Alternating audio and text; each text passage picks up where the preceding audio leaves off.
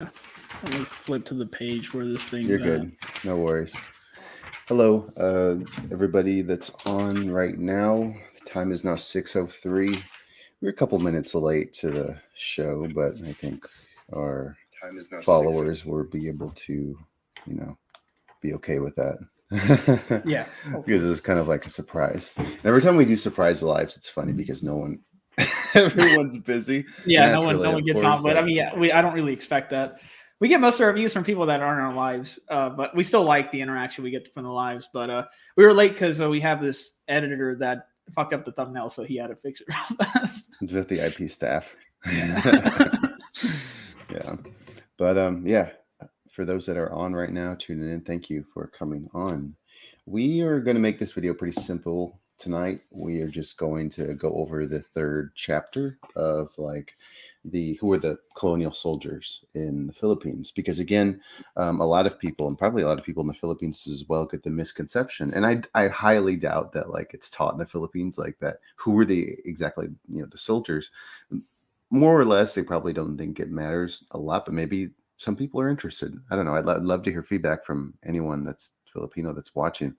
And that is the reason I think that I would, for my personal reason, is it just proved that there were a lot of majority of the soldiers that were there in the Philippines that were supposedly Spanish weren't Spanish at all, or if they were, it wasn't as many people as you might think. That being said, there was a lot of mixed native people and indigenous folks Clutch Collins and whatnot that were there, because a lot of them came over from Mexico, through the, what was it called, the Magellan Galleon or something, but they went from Mexico to the Philippines. So there's a lot of a whole lot of as what they would say mestizo, but mixed native people. And yeah, we just like to dispel, I think, certain, how would I say, Well, books, probably not just. books, but probably. Oh, I was just saying misconceptions, and I mean, I didn't know too much about the Philippines in general, so that's why I'm glad we're reading this PDF. I mean, it's good. It's not a topic a lot of people know about. Yeah, it's really not. And I think it kind of glorifies Spain in some way, because they just assume it's all Spain doing this, but in reality Spain has to rely a lot on the soldiers that they have from Mexico and the rest of Central America as well. But yeah, updates that we are going to go over, I think we're taking care of the Apple podcast. Bro, I swear to God, we've been promising to put this podcast on Podbean or any of these other places, and we just keep forgetting to do it, man. Yeah. And we should probably at some point put this thing maybe on another platform BitChute or any other video platform, because if for some reason YouTube doesn't like us in the future, if they just take our channel out, we're pretty fucked. So, yeah, we would definitely be in trouble if we got our videos taken down. But at least we know that if our channel did get taken down, I mean, obviously we don't really speak much, profanity, too much profanity. But I think the reason could be because what we're saying is the truth, and it's really, I don't know, maybe there's a government agent out there that thinks what we're saying could. That would be odd though. But I mean, that would be odd. I don't think so, man. There's other channels that people that some of our haters, they should probably have been kicked off YouTube already, hint. But because of the shit that they say, bro, I don't know how they're still on here. But yeah, that's true. We only have we have 0.7, where there's channels out there with hundreds of thousands of subscribers and more views and whatnot. So ours is still somewhat minuscule, but growing. Growing at a good rate. Yeah. So I don't think anyone had any questions for the 5 people that are on. Shout out to the 5 that are watching. Yeah. But yeah, other than that, I think we will start. We don't really have any other updates to cover. I think I wanted to briefly talk about DIX, supposedly Filipino ancestries. Oh, that's cool. Carmen said supposedly had Filipino ancestry. So that's pretty neat. Buenos tardes. Thank you. Hello. So yeah, going back, just wanted to briefly touch on de-Indianization, and something I heard from someone was that this person in Peru had said that because if you don't speak Quechua, then you aren't really indigenous. And my personal thoughts are on that is that I don't think it's really fair to say to those people that are reconnecting or suffered a lot, or their ancestors suffered a lot through de-Indianization. Honestly, I don't think that topic is covered like at all, right? Like we never hear any like historians on YouTube or anyone like talking about it, just how big like de-Indianization was. And when we talk about like what is de-Indianization, it is basically removing the native from his culture essentially and throwing him into this westernized, well, I guess if we're talking about like South of the US, this Spanish based like colonial system where you're like a Latino now, you know what I mean? So things like that are forcing them, like not letting them speak a language. I was That going could to go on and mention, on. we did touch upon de-Indianization on our conversation with Decolonized Buffalo, and we get it from this book because this has been around for decades. This is a distinguished Mexican anthropologist named Guillermo Batalla. Me and Marcus have both read this book, but I'll also give you his definition of de-Indianization, which is a historical process through which populations that originally possessed a particular and distinctive identity based upon their own culture are forced to renounce that identity with all the consequent changes in their social organization and culture. De-Indianization is not the result of biological mixture, but of the pressure of an ethnocide that ultimately blocks the historical continuity of people as a culturally differentiated group. So that is, in essence, what de-Indianization means. And because I mean, that's what people mean by detribalize. Detribalize, I would say, is just a more PC way of saying de-Indianization. It's the same thing, same concept. It's been around for decades now. But yeah, good book. I recommend you guys check that out. I'm almost done. But yeah, I just think it's funny how people can be ignorant of like what de-Indianization is, or they don't think it's relevant to someone wanting to reconnect back to their indigenous roots. Like, who are you to like stop that? But yeah, I agree. It's I mean, I would say most people like mestizos are victims of de-Indianization. That's what was done to them. Sure. For the purpose of colonialism, right? You can control the population easily that way if you just forcibly assimilate them to Western culture, if that's the whole aim, right? Mm-hmm. I agree. But we're slowly making small strides in this, and getting more people to understand this. Those that aren't even native, that are willing to listen, and it's awesome to see. So yeah, we look forward to making more progress on that. Yeah, thank you, Carmen. Yeah, it is really relevant, to a lot of us. And yeah, going back, we do have a lot of, I guess I would say, big projects ahead. A lot of things that we'll share. We have something in the works right now. I think a lot of people will like it. And then yeah, we have some videos coming up. Yeah, we want to get some more guests. I mean, we still have quite a long list of guests we want to get on this podcast, and then that's not even counting the return guests we want to be on here again. So we have quite a bit of things coming. Yeah, definitely, and we'll get there within time. It's already mid-January, so time's flying by. It really but yeah, is. Yeah, it is. But again, shout out, thank you to the new subscribers, those that have been subbed for a really, really long time, those that are viewing right now, telling your friends and whatnot. We really appreciate it. And like I said, Wanchelo and I have big plans for the future of this channel. So yeah, without further ado, I think we will go ahead and start on that chapter. I think we left off at like 20 pages done. Yeah, I got the place we're at. Let me share the screen. Thank you. And we'll go for it. All right, can you see it? Yeah. Maybe All you right. can. Yeah, I can zoom it up again. Thank you. Appreciate that. I'll put my glasses on. Maybe one more time, bro. Just all right. So we stopped at. Let's see. Okay, yeah, right here. I'll go ahead and start it off. Thanks.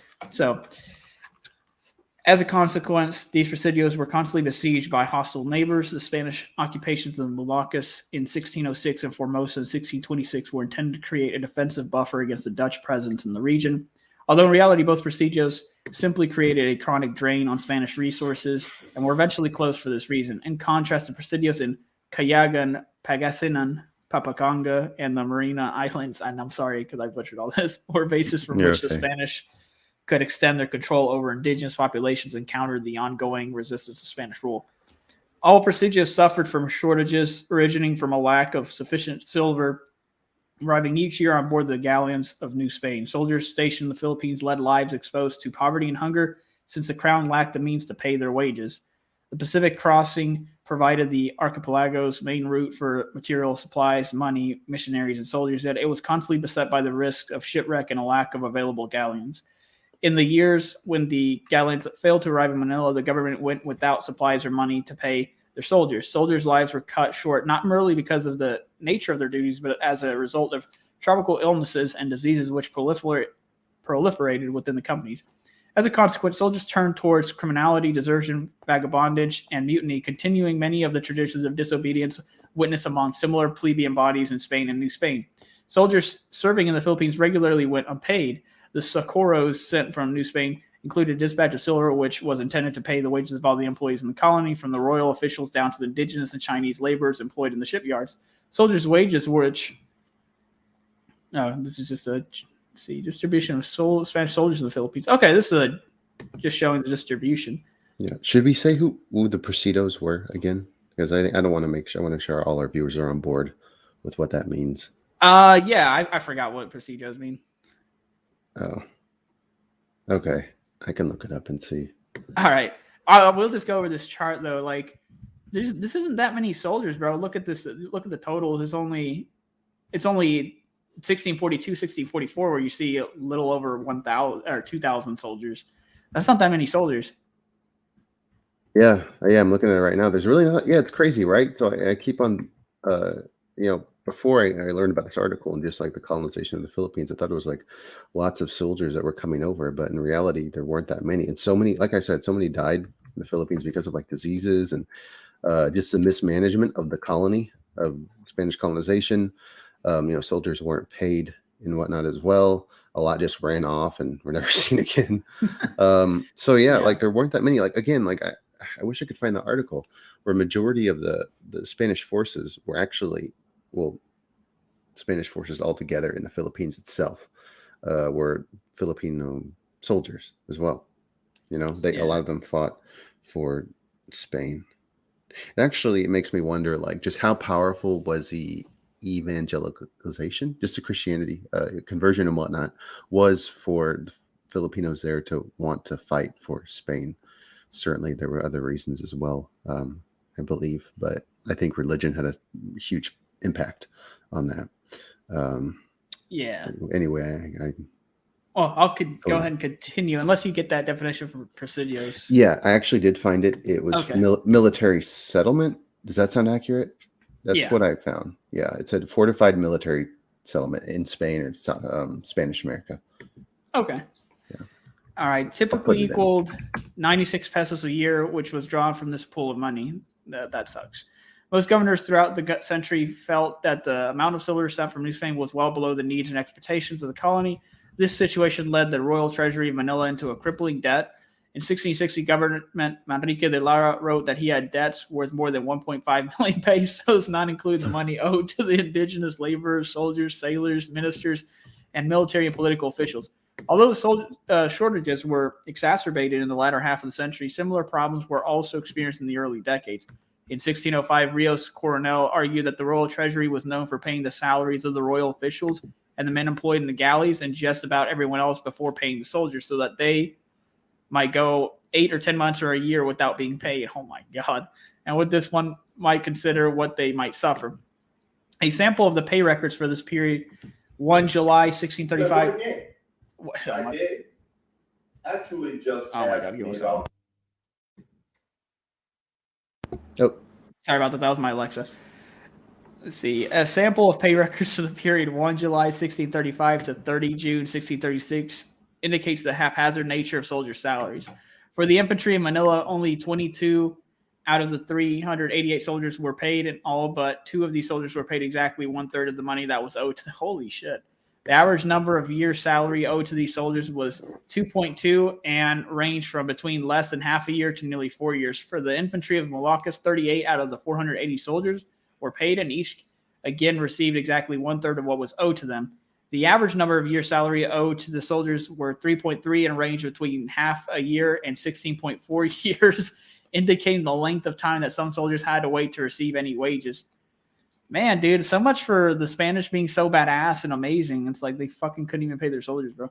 The lack of silver in the Socorro also led to the shortages in material supplies, including clothing and munitions.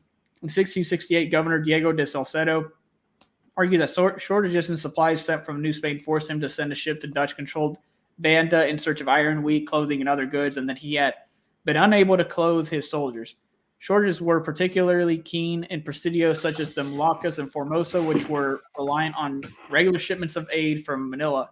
In 1632, Friar Diego Duarte reported that the soldiers in Formosa had no wine to celebrate even the most important religious festivals, nor woolen clothing to keep them warm against the cold northern winters. Meanwhile, the salted meat sent from Manila was hardly enough to fill a cooking pot. What is worse, the meat is so badly done that it is only fit to be thrown to the dogs. That same year, the soldiers of the main Formosa fell into famine when no further supplies arrived from Manila. Hunger was a common problem for soldiers throughout the century. In 1602, 100 soldiers were said to have died en route from Acapulco to Manila as a result of the hot climate.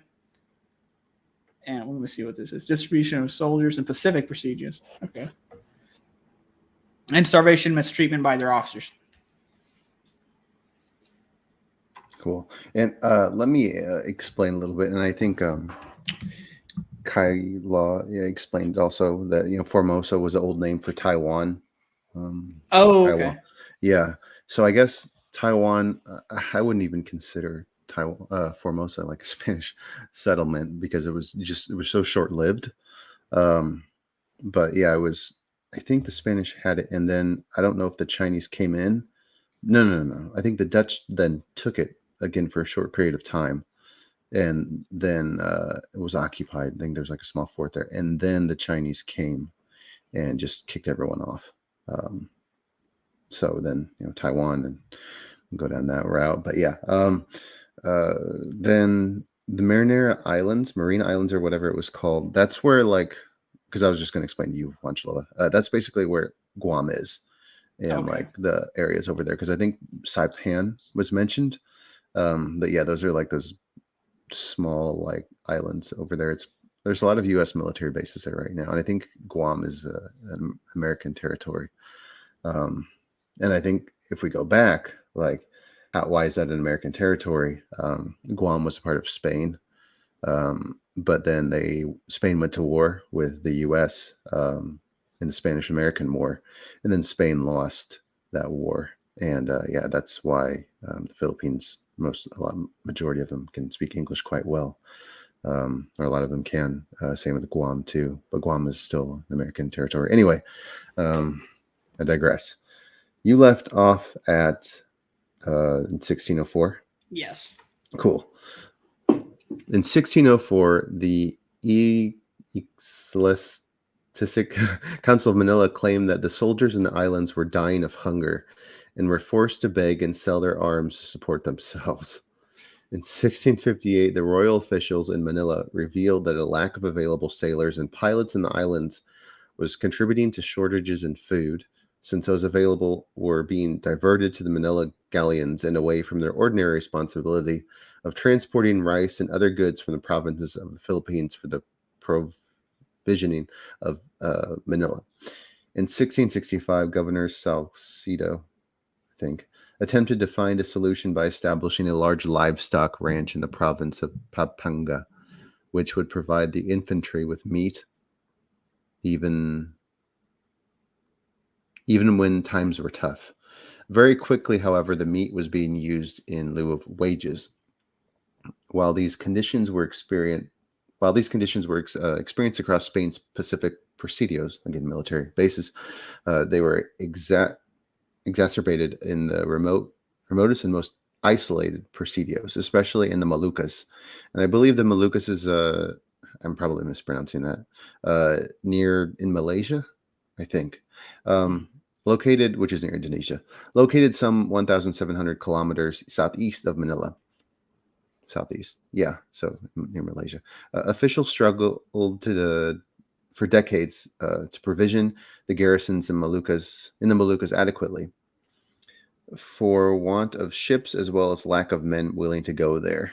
A letter written by the governor of Tirante, Lucas de Vergara Gavira, in 1619 indicated that the Moluccas Presidio has not seen an aid ship for 3 years, meaning that the soldiers were without supplies and had not been replaced. So they're probably like mostly dead.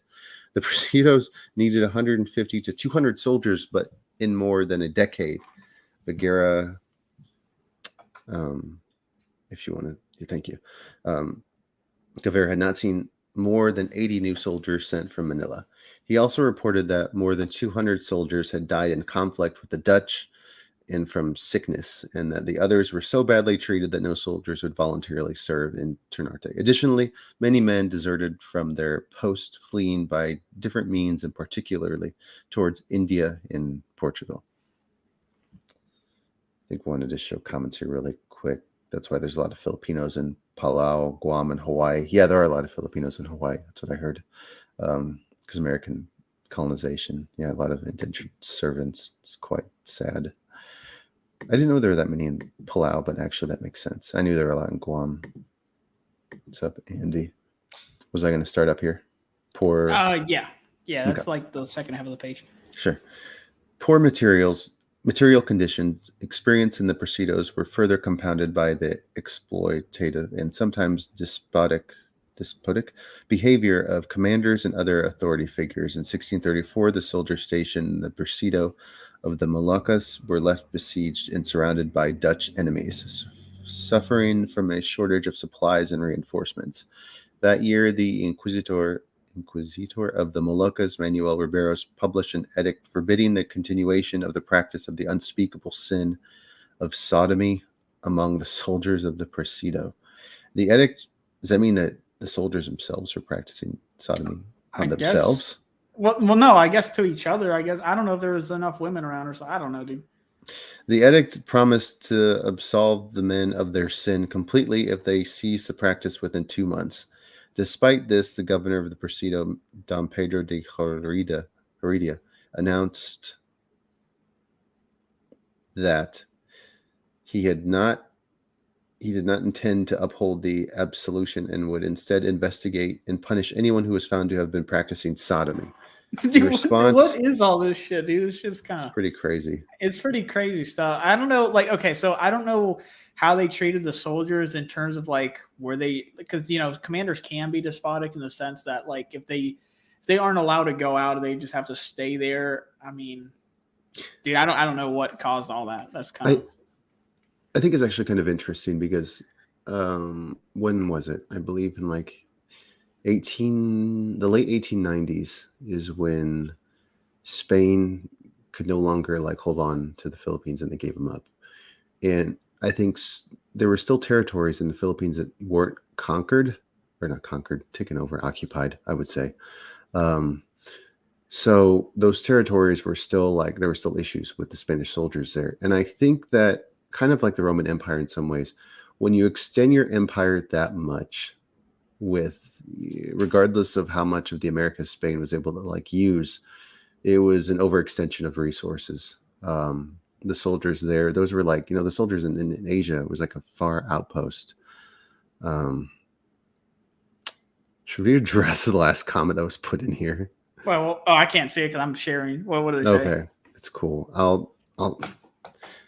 He asked if we still hate white people. What? Since when have we hated white people? Marcus literally has white family, so you sound really stupid saying that. Andy, I'm going to kick you. I'll just block you. That's really ignorant to say. So going back to the comment, which, by the way, I was going to throw in there, like, we don't have anything against LGBT. We were just wondering what led these conditions to happen, because it seems to be like that it happened because of bad conditions. Yeah. Yeah. It seems like, well, yeah, again, I would like to know more about that. I'm very curious. Like the sodomy was, again, amongst themselves. Yeah. But yeah, when you extend your resources that much, and obviously Spain just was not able to hold on to their territories for that long. And you saw that, especially when the US and Spain went to war. I think it started out in Cuba. And Yeah. it's really insane to me because, Spain was revered throughout like the 1500s all the way to the 1800s as this like, insane empire that was able to do what it was able to do. Of course, through a lot with being persuasive with indigenous people, wanting them to fight for them. That's how they were able to be so successful in the war with the Mexica. But going back, like, it's just crazy. Again, like the revered is this like really insane, crazy empire. But then when they fight with the US, they get like wiped out. They get destroyed, especially in Cuba, in the Philippines. Um, so it's just crazy. But I think Spain, I don't think their naval military was really that strong. I think that, obviously from their ancestors in the Roman Empire and whatnot, they learned a lot of good fighting techniques, battle formations, took guns from China, swords, knew how to, swing a sword and use a shield, armor.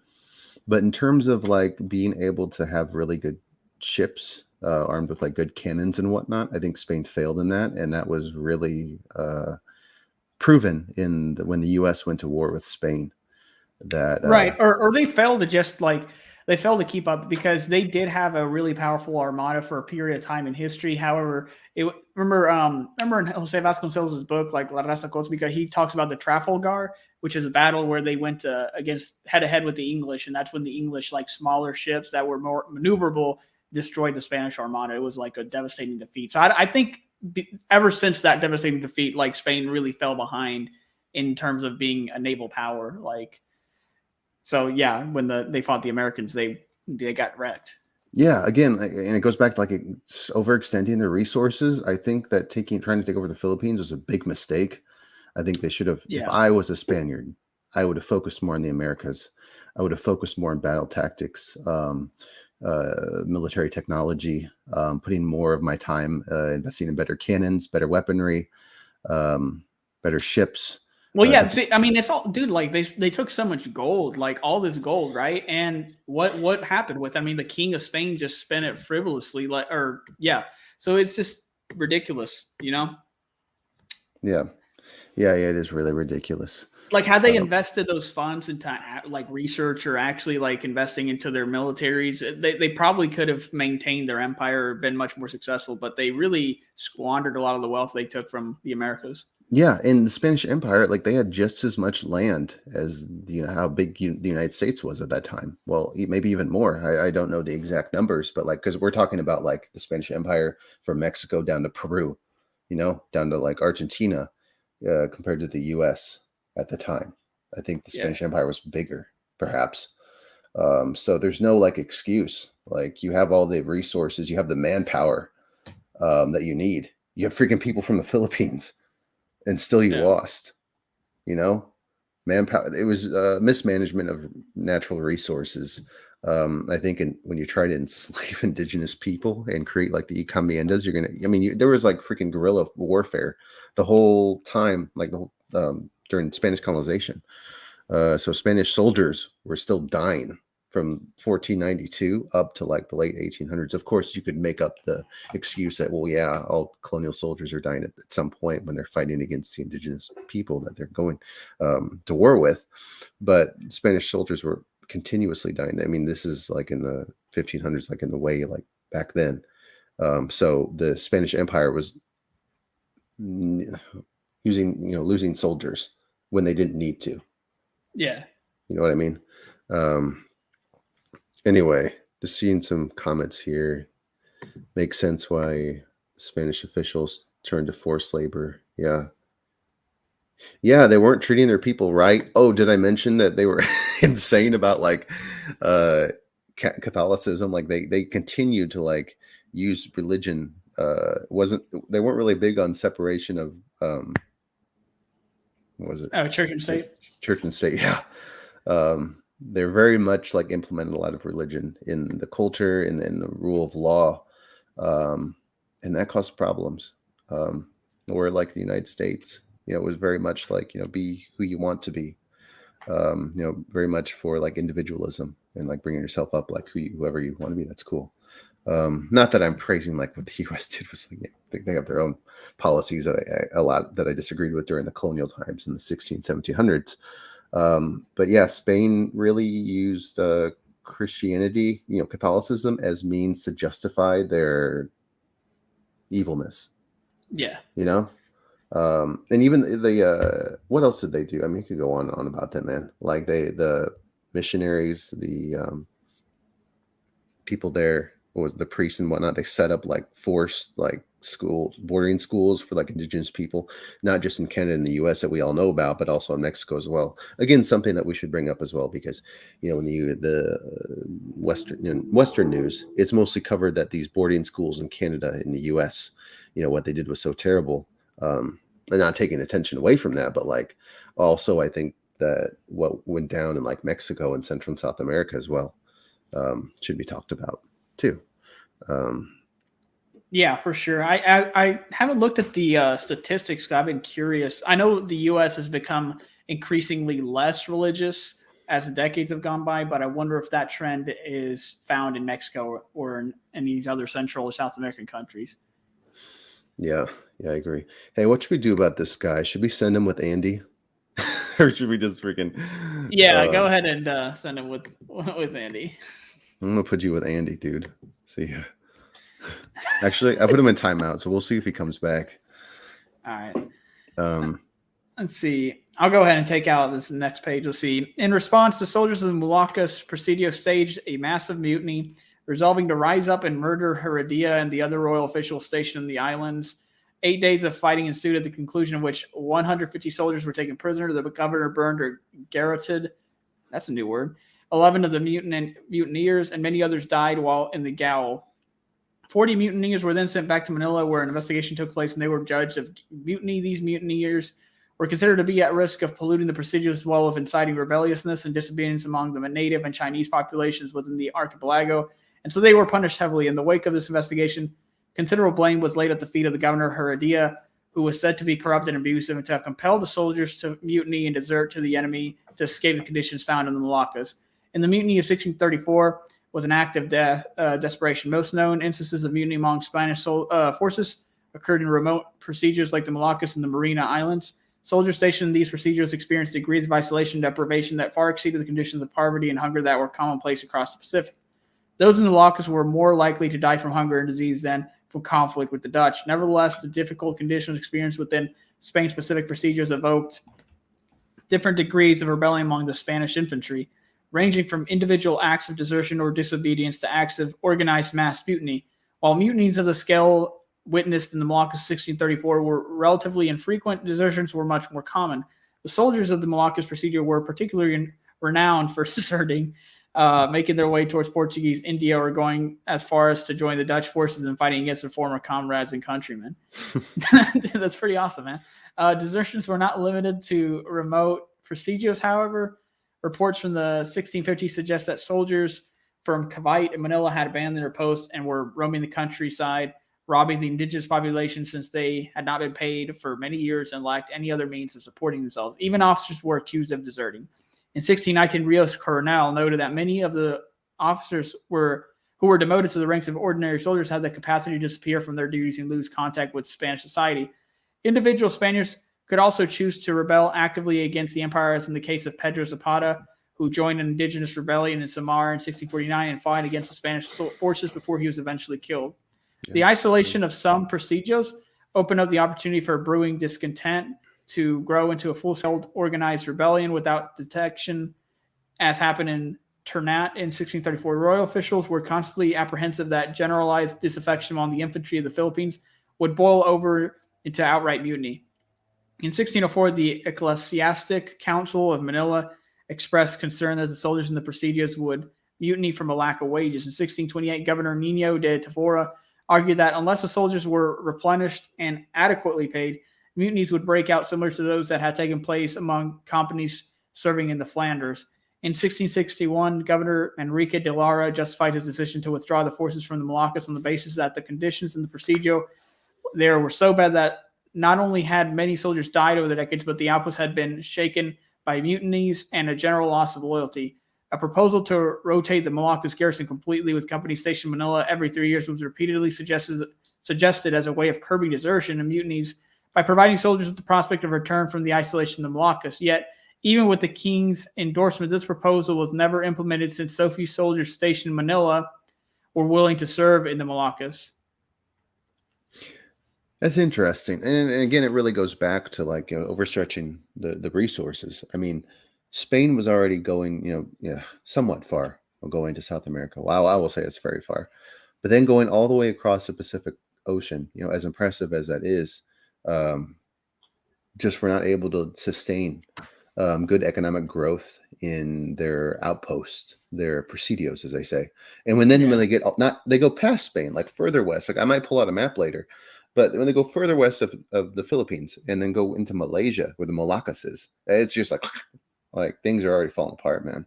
And again, they really stretched themselves too thin. They should have consolidated their power. They should have invested their money into their military, into their society. That's one criticism I read in Fifth Son by Camilla Townsend is a lot of the wealth that they were sapping from indigenous people and taking from the Americas, they didn't use to they didn't really use it to advance societies there in the Americas. They advanced it enough to where they could extract more resources and work the shit out of the indigenous people. But it wasn't really to advance them as they tried to advance like Spain, or they weren't really trying to form a synergetic civilization, as you will. They were just trying to drain resources.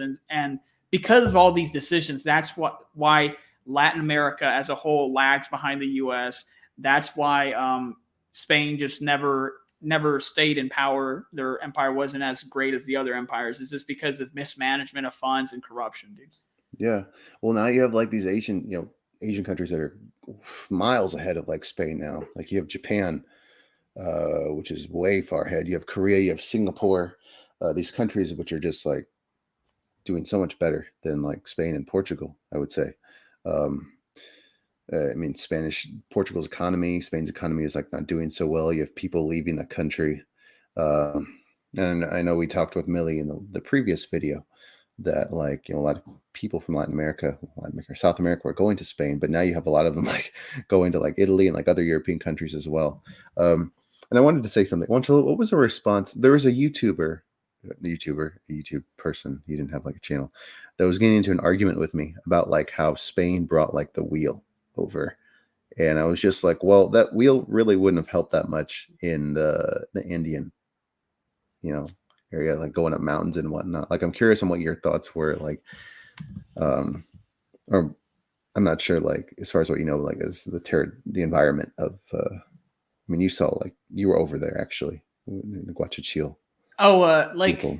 So, I mean, it would like the wheel would have benefited people in general. I don't know about like the Andes because the territory might be different, but there, at least in San Luis Potosí, there's plenty of flat land. So that still would have helped. Like, but I don't see what these points really serve like to establish, because just because they brought some technology doesn't mean that they were benevolent people or that they were heroes. That's what I'm saying. Yeah. So it doesn't matter. Like, they brought that because they wanted people to work more efficiently. It wasn't really because like, oh, we love the indigenous people so much, here's a wheel. That's not why they did it, dude.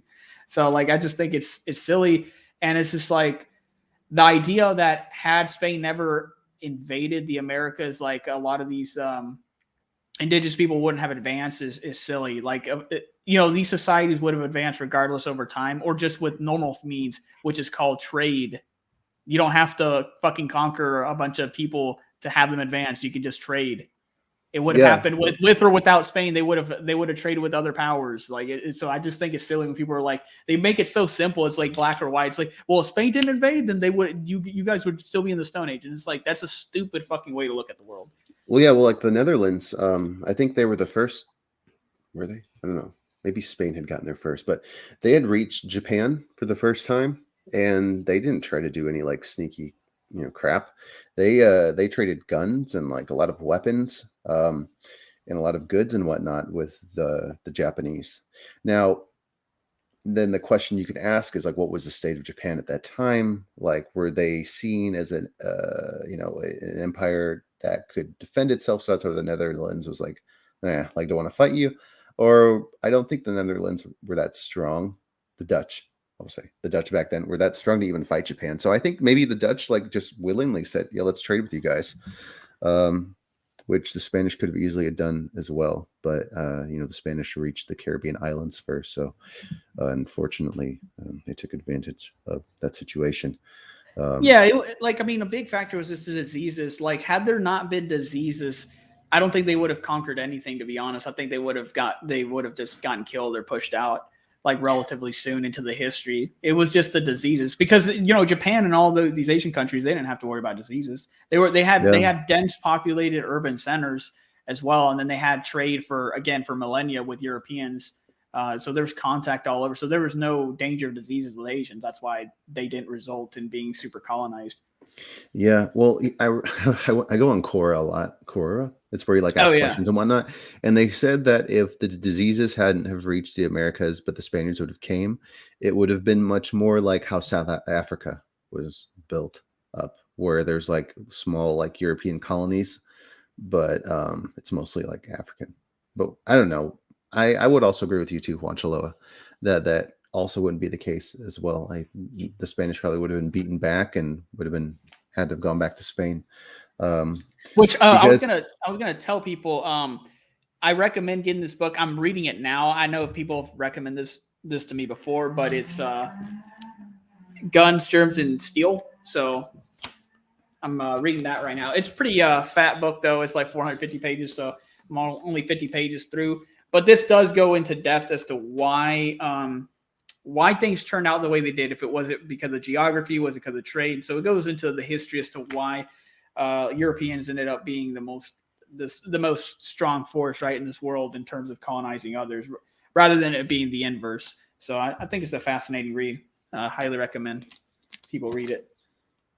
Yeah, and I think there's a lot of like good questions and like a lot of good discussions you could get from that too. Like, why didn't I know there's a lot of different parts of the Arab world, but like why they weren't able. I mean, they did trade and they did go off into, the I guess you could say Malaccas, but like Malaysia, Indonesia, and they traded with them.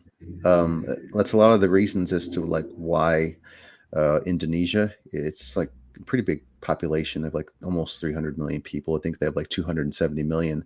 It's mostly a Muslim country. A lot of that is because of like the trade with Arab traders, and they introduced Islam to Indonesia and Malaysia. Yeah, but I guess you could ask the question like, why didn't they try to conquer, or why didn't they try to fight? So yeah, I mean, I guess you could say like Japan was like successful in colonization, because I read a lot about like how Japan, like during World War II, Germany like went out in Europe and Italy went off and to attack too, other European countries. But Japan like started like taking over, Hong Kong, Singapore, Malaysia, Indonesia. They were going on a roll. They even like took over. I read that they took over a port city north of Australia. They won that war there. Like they were just, and it was, for the native people at that short period of time, it was really good. And I mean, native people, I mean, like the Asians that were there that had their territories like occupied by, European colonizers. It was good for them at that time because they felt like Japan was liberating them. But unfortunately, as the time went on, and Japan was saying like the Japanese were like, we're your big brother. We're here to help you. And actually, it was good for decolonization. But towards the middle part of that occupation, the Japanese were really, mistreating the host, the Malaysian population, Indonesians, Filipinos especially too. And obviously, if you know about the Nanking massacre, the Japanese were really they did a lot of terrible atrocities. It is war. Because they tried to take over a lot of China. I think what they wanted to do was to expand their population.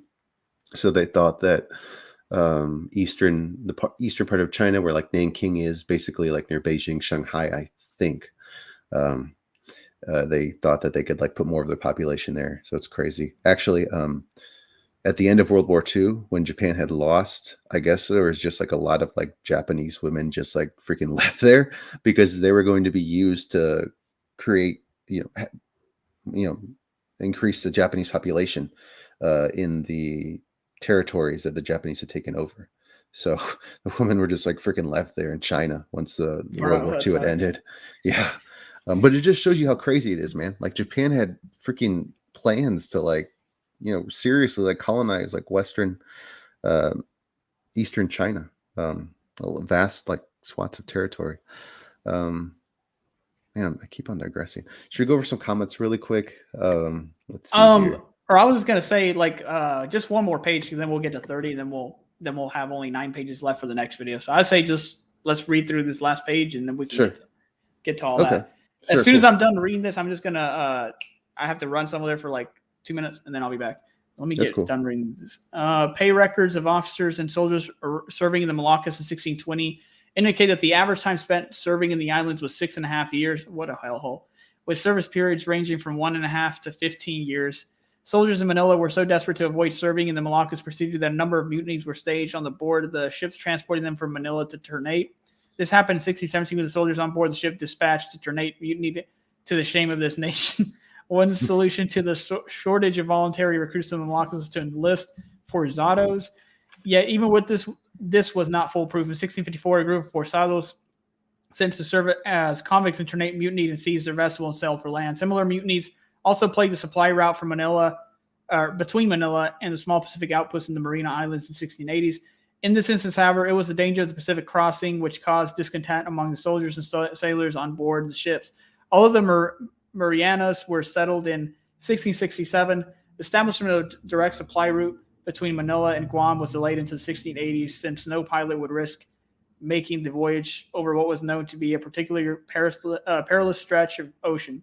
When a vessel finally set sail from Manila in September 1680 under the command of Captain Francisco Lascano, the crew struggled against strong winds which buffeted the ship around for nearly 5 months, eventually forcing them to turn back towards the Philippines.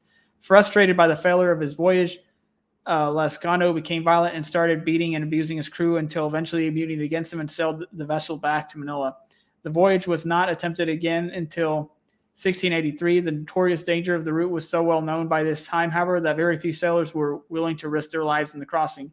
Eventually, the ship set sail with a motley crew of sailors from across the globe, including from France, Greece, Venice, and Sicily. And we will stop there, page 30 out of 39 for the PDF.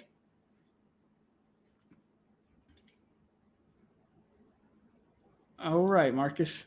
Cool. Sorry, I was saying you got to go run off real quick for like a couple minutes. Yeah, I'll be right back. Okay, cool. So yeah, I will say what I can. So it really shows you just how, again, like mismanaged, but like when you have to the point where you're you have Spaniards on your own ship that are mutinying against you.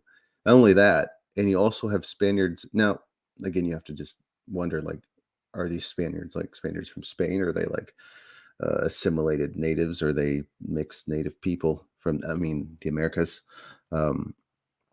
That, again, these individuals that like even decide to go to mutiny and join with like the Filipino people because they hate the Spanish Empire so much. Again, it's laughable, I think. But yeah, going back, I think I am going to go over some questions here. Someone said something. Also, I think we will take out the article because we are done. And yeah, the Arab world traded with Mindanao too. Makes sense. Yeah, the Islamization happened in that island as well. Yeah, it's really crazy. I am aware of that. I've heard of the issues with the Moro people, or I forgot there's a certain city in Mindanao that I keep on reading about that is not so. I had some issues and problems. But yeah, they've traded with Mindanao. Yeah, go through Malaysia, Indonesia. I wasn't sure if there's another part too. I I think those are the only Islamic countries, islands that I can think of. Because obviously the Philippines mostly Christian nation now. Actually, I think what's interesting, Juan Chiloa, if we're going to get on the topic of religion, Spain really forcefully assimilated a lot of like Filipinos into being Catholic. Yeah. But now, like when Spain lost, the Americans came, and you had a lot of American missionaries, and now, like, if I'm not correct, the country is mostly Christian. So there's been a giant like religious shift from being Catholic to Christian now. Let's see here, slavery. Yeah, you also have to wonder, like the soldiers that were sent over to the Philippines, like how many were, indigenous people that were kind of forced to go to. Yeah. But isn't it crazy, man? Like I don't know how they're why all called. I just wonder why there wasn't even more widespread mutinies. Because like if you're enslaved or you're being forced to go, why wouldn't you mutiny even more? Because I mean it happened, but you would think that they would have just tried to do it the moment they got there. Yeah, you would think so. Like having to be forced to go on a ship, and you're going on a ship that's probably going to take you about 6 months, maybe shorter, to get from Mexico to the Philippines. Dude, I'm just saying, I would land and I would be pissed off, bro. I would look for the most immediate solution to get back at these fuckers. I mean, if I'm going down, I'd be taking someone down with me. You took me on a ship to go 6 months to some desolate place. I'd be mad. So yeah, yeah, but I was laughing at the fact that like that's how mismanaged like the Spanish Empire was. That not only did they have mutinies on ships, but they also had like freaking individual Spaniards who would join like the Asian people there in the outpost territories and fight against other Spaniards. Someone said, yeah, the soldiers were desperate, so they probably hoped a mutiny would somehow free them. Yeah, from their misery, probably. So yeah, it's interesting. I think that's another topic we could talk about, is just like the Spanish-American War. And like, I bet like if you're an indigenous person, living again in the 1600s, you feel like maybe the defeat of Spain is like impossible, or like, are my kids going to live through this, and like their kids is going to go on forever? Like, but I mean, one question I had is like, weren't a lot of these Central and South American countries already independent from Spain by the time the Spanish-American War came about? Or when was that? Maybe I'm getting my timelines really mixed up. Let me look this up. I think that's a good question. Well, I was just talking about like 1600s. It was 1898. I think a lot of these places already were independent. Yeah. Yeah, so the South American countries, I think they went independent. Wasn't Mexico independent like 1823 or in the 1820 somethings? 1821. Was that right? Oh, I was 2 years off. Yeah, so 1821. But I'm just talking about like 1600s, 1500s, late 1500s, I guess you could say, because that's when the Philippines had their issues with Spain, their colonization. But just like during those times, like ever thinking like, will this go on forever? And then like you see like Spain just, get destroyed, their military get owned by the Americans in just a short period of time, So it just shows that like Spain wasn't really that difficult to beat in war. But yeah, I mean, as long as they're not trying to persuade you, I mean, that's the only thing they're good at, is just persuasion, not actually fighting. Right. Yeah. Which I hope that maybe, we're going to get another friend to come on soon. He's from India, and we could we talk it up on like the colonization of India itself, and like how the British, like, were they also persuasive as well? Because India wasn't a country before British colonization. It was like different, like, I think empires. I don't want to say tribes, but like different groups of people. So how did they manage? I mean, again, I think it maybe goes back to like persuasion and like getting people, other Indians, to fight against each other in some ways. But we'll see. Other than that, yeah, that pretty much wraps up our chapter. We have like one more left, and then we'll be done. Yep. Just one more, then we'll have to find another PDF. Find another PDF. Yeah. Yeah. But does anyone have any questions for us? I think we'll probably log off here.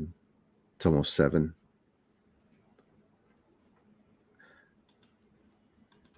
I like how we said like we'll log off, and like a few people already like logged off too.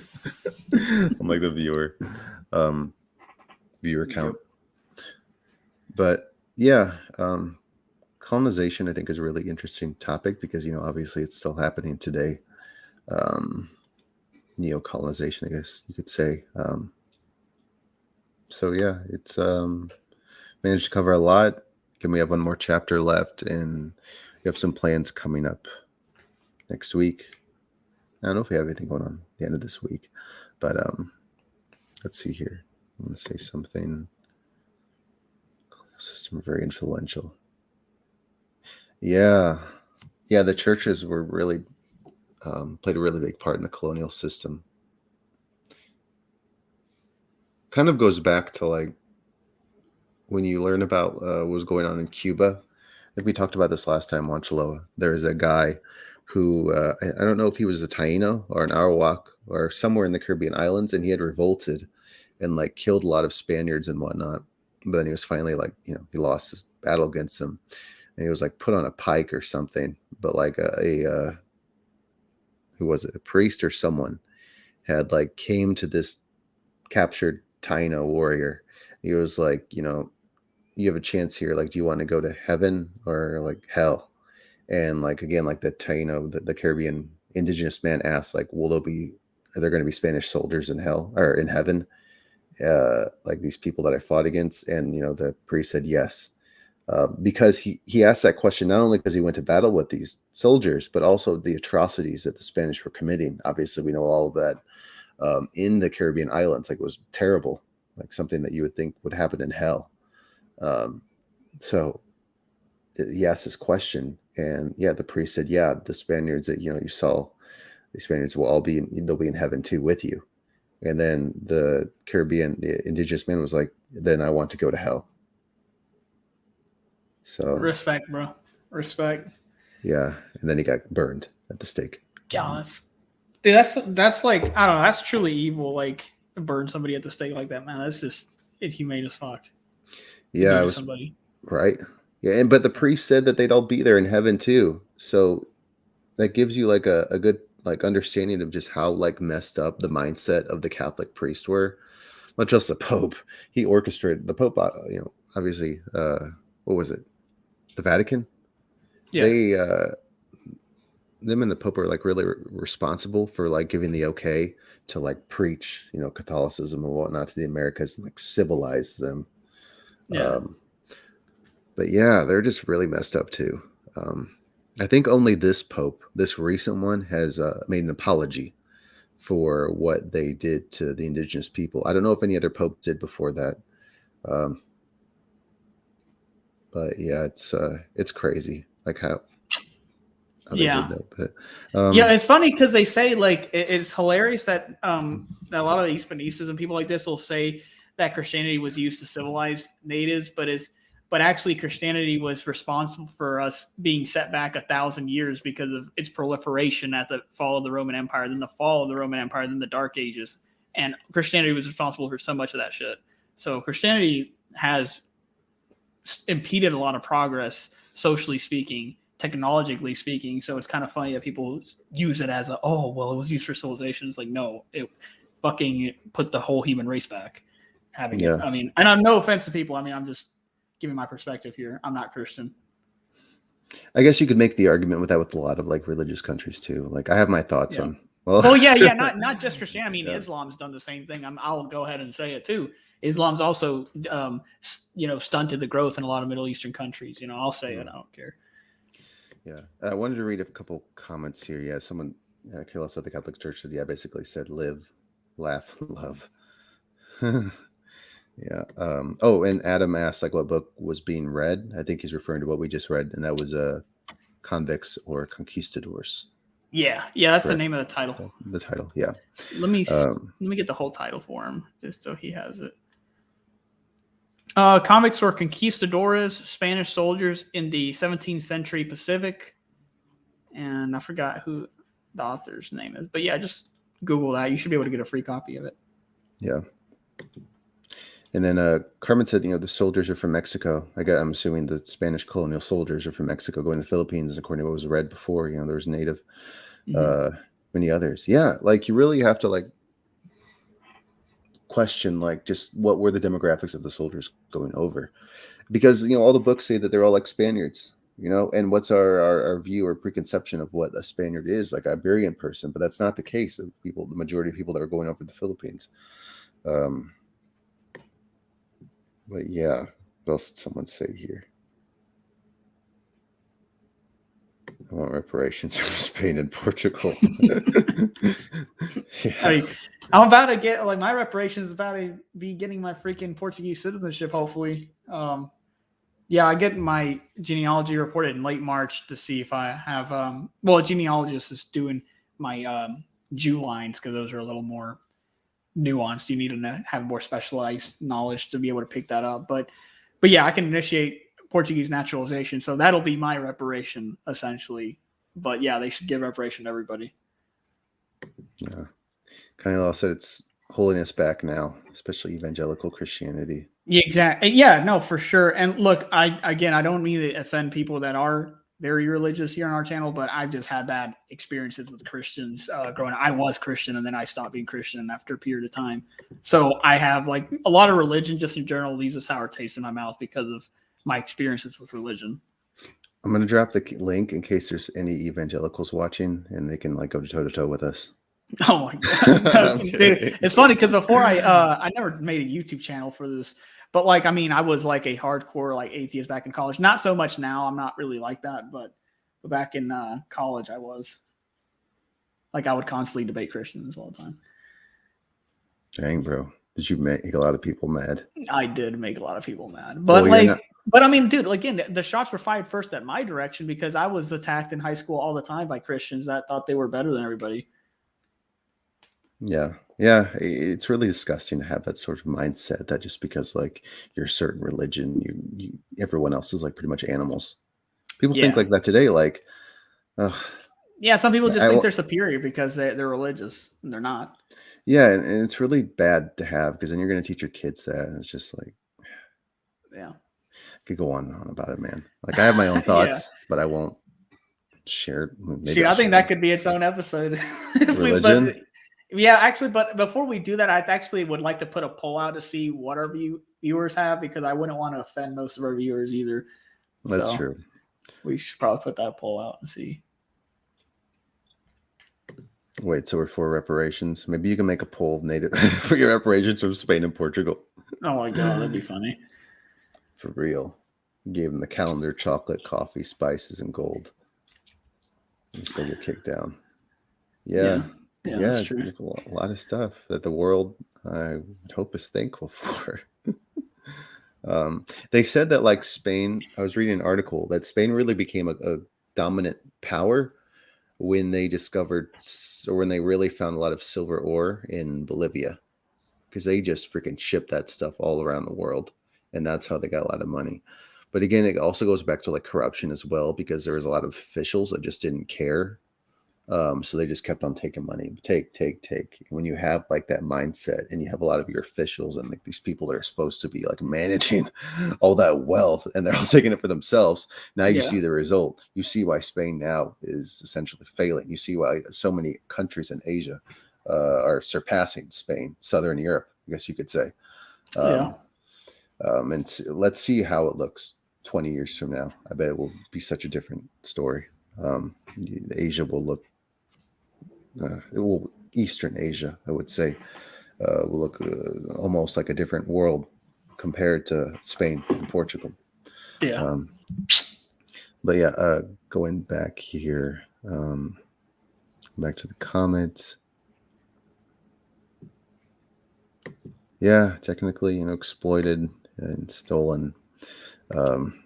And again, like the mismanagement of the colonial officials with wealth and whatnot, wealth distribution, putting money into like infrastructure and just better helping the society.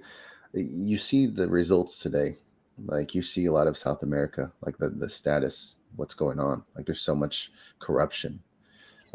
Not that to say that like obviously Spain is like the sole culprit into that. Like there's obviously other issues that play into that as well. But Spain is like obviously one of the main reasons. They're clean. Yeah.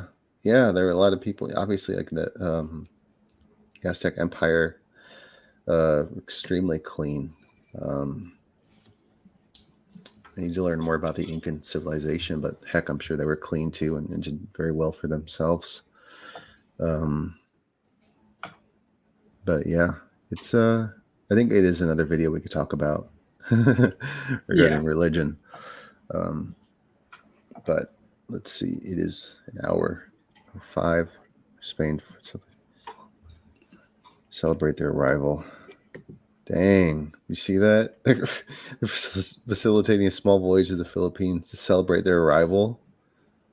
What the hell, dude? Are you serious? I hope their president Rodrigo Duterte declined that ship. Yeah, I would have sent out like armed ships to fucking escort it back to Spain.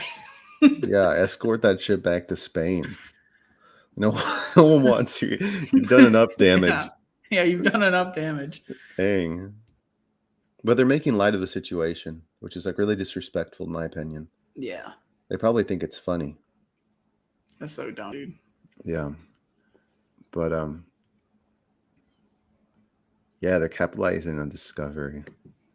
It's well, I mean, again, we'll see who's laughing in 20, 30 years from now when, like as I said before, you'll see China and Japan and Korea make Spain and Portugal look like a country that doesn't belong in Western Europe, in my opinion, because that's how bad their economies are doing. Like again, like people think that I'm being maybe being harsh in my words, but I'm being honest.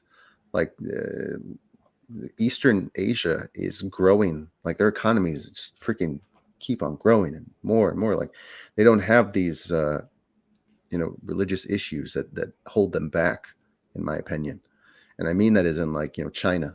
I mean, sure, you can talk a lot about like how atheism and like banning religions is not good, and I believe people should be able to be who they want, in my opinion, but they don't let it get in the way like many like South American countries which preach like Christianity, like hardcore, like evangelical things. Japan and China don't do that too much. You know, they don't let that dictate their feelings for how they should manage society. Same with Singapore as well, in South Korea. But yeah, we'll see how that goes. It'll be different. Does anyone have anything else they wanted to add on?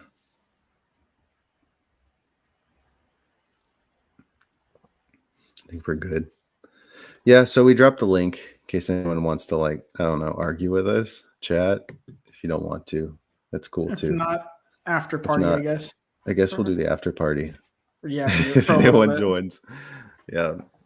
And then I can talk more about like what I'm discussing regarding like the growth of Asian economies. Talk about China and whatnot, other things. They're a little bit not real. I mean, I guess they do relate to indigenous issues. But maybe not too much. But yeah, we are going to close off now on here. You're more than happy to join us in our little talk afterwards. We'll just chat it up. Again, if you have any like questions, concerns, just like let us know in our email or just like drop a comment or something. Miguel says he's been to Taiwan and Okinawa. That's cool. Yeah, Taiwan is doing well too, and then Okinawa, part of Japan. Yeah, Japan is just light years away from so many countries. But maybe the Hebrews will jump in. They're in the same chat. Yeah, I mean, I didn't see any Hebrew Israelites. I guess we'll debate next time. But yeah, that being said, thank you all for wanting to come on. We appreciate it. You know, this is just a little chapter reading. We'll get done here probably by next week with that chapter. Yeah. And yeah, Juanchlo, anything else? No, that's I'll see you guys. I'm gonna go get some ramen. Yeah, same here. Get something to eat. But you guys all have a good night, good morning, or good afternoon, wherever you are. We'll see you all next time. Adios.